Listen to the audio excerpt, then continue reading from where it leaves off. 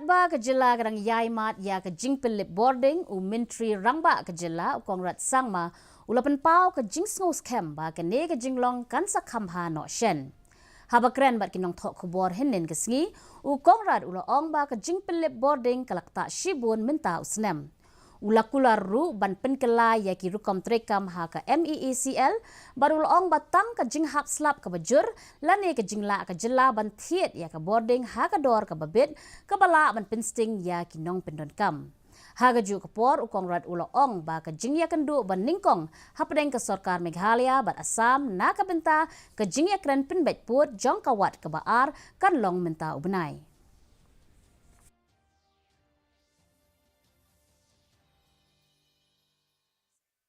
Load shedding, as I said, we have to understand that this year specifically has been a much more complicated year for us.